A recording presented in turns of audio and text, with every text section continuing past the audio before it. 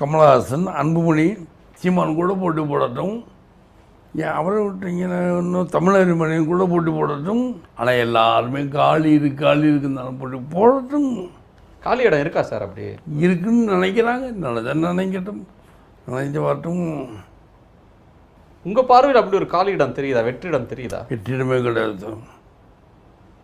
நீங்களா நினச்சிக்கிறீங்க. யாரெல்லாம் கலைஞரும் ஜெயலலிதா வெற்றிடம் சரி, நான் நினச்சிட்டு வெற்றிடமே கிடையாது.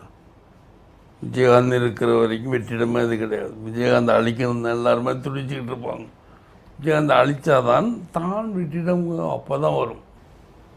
அப்போ இந்த வெற்றிடம் இருக்குன்னு வர்ற ரஜினிகாந்த், பாமகவினுடைய அன்புமணி, கமல்ஹாசன், பிஜேபி இவங்க எல்லாருமே வெற்றிடத்தை பிடிப்போம் அப்படின்னு சொல்கிறது உங்களோட இடத்த பிடிக்கிறதுக்கு வர்றாங்க. அப்படி தான் பார்க்கணும். உண்மை என்னுடைய கிடையாது.